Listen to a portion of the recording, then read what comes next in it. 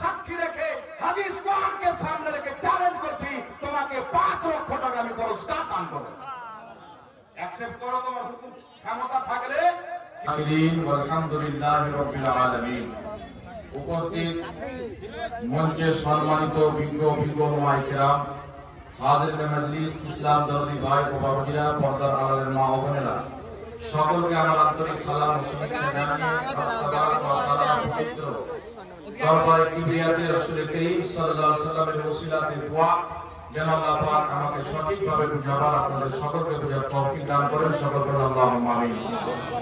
বিরাদর ইসলাম, আপনাদের সম্মুখে এখনই হুজুরুন নাযিরের সুন্নাত হযরত আল্লামা মাওলানা মুফতি ফজলুর রহমান মিসবাহ সাহেব কিবলা মাদ্দাজিল্লাহু আলাইহি খুব সুন্দরভাবে বক্তব্য রাখলেন। ওনার বোঝানোর টেকনিক আমাদের বোঝানোর টেকনিক আলাদা, যেমন শিক্ষক আর ছাত্ররা আলাদা। তো আমরা যতই বড় হয়ে যাক না কেন, বাপ বাপই থাকে না, কি বলেন? বাপ তার কোনদিন বেটা হবে না। তো যাই হোক, আলহামদুলিল্লাহ, এই সুন্দর সভা আমার ভাই মুফতি আফজাল হোসেন সাহেব আছেন, হযরতের নামটা জানি না, এখানে আমাদের মাইকরা মিলে এই সভা কায়েম করেছেন। কারণ যে বর্তমান জামানাতে রাসূল পাক সাল্লাল্লাহু আলাইহি ওয়াসাল্লামের হাদিস আছে, বুখারী এবং মুসলিমের মুত্তাফিকুন আলাইহি হাদিস। রাসূল পাক সাল্লাল্লাহু আলাইহি ওয়াসাল্লাম বলেছেন, কিয়ামতের পূর্বে কিছু দাজ্জাল বের হবে, কাযযাব বের হবে, যারা এমন এমন কথা বলবে, এমন এমন হাদিস পড়বে, এমন এমন ফতোয়া দিবে, না তোমরা শুনেছো না তোমাদের বাপ দাদা শুনেছে। তো বর্তমান জামানাতে এই রকম লোক বেরিয়েছে। রাসূল পাক সাল্লাল্লাহু আলাইহি ওয়াসাল্লাম আরো বলেন, কিয়ামতের পূর্বে এমন কিছু ব্যক্তি বের হবে যারা দ্বীন সম্পর্কে একেবারে অজ্ঞ থাকবে, দ্বীন সম্পর্কে তাদের কোনো জ্ঞান থাকবে না, অথচ তারা নিজেকে দ্বীনের ধর্মের গুরু মনে করবে। তাদেরকে যখন পাবলিক কোনো দ্বীন শিক্ষার জন্য ডাকবে বা দ্বীনের মশলা জিজ্ঞাসা করবে, তো তারা নিজেই পথভ্রষ্ট থাকবে, মানুষকেও ফতোয়া দিয়ে পথভ্রষ্ট করবে। তো ওই রকম সমাজে আমরা আছি।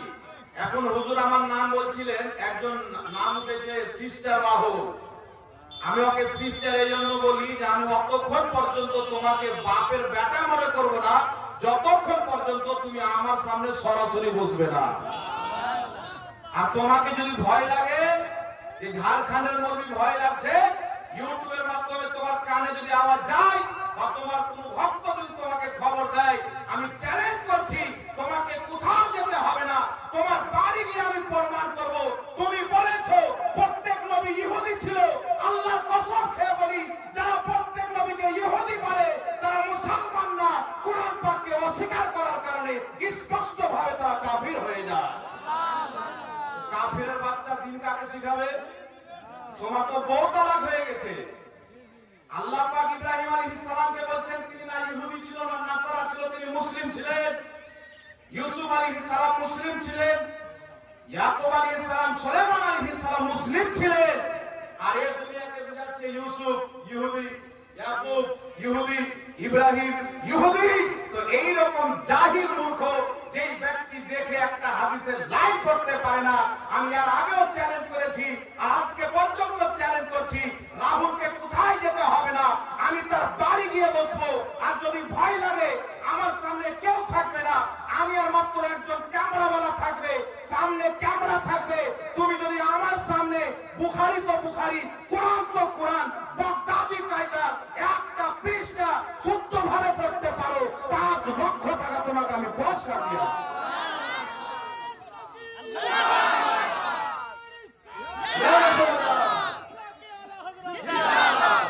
চ্যালেঞ্জ, ওর বাড়ি গিয়ে বসবো, তোমার যাকে ডাকার আছে তুমি ডাকো, আমরা মাত্র 2 জন থাকবো, ক্যামেরা থাকবে। বুখারী শরীফ পড়ার তো তোমার কি, এই বাংলার কোন আহলে হাদিসের ক্ষমতা নাই। তোমাদের বাপ কাযযাব ইবলিস তো পড়তে জানে না, কোরআন পাক পড়ার ক্ষমতা নাই।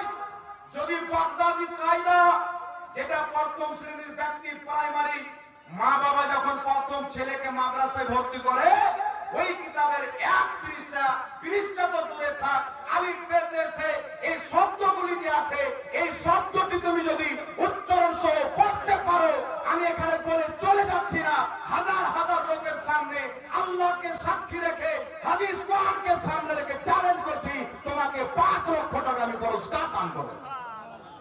অ্যাকসেপ্ট করো তোমার হুকুম ক্ষমতা থাকলে, কিন্তু কিয়ামত চলে আসবে অ্যাকসেপ্ট করবে না। ও জানে যে আমি কত বড় জালিম ব্যক্তি, ও নিজে জানে। কিন্তু দুঃখের বিষয় হচ্ছে যে কিছু নামধারী মুসলমান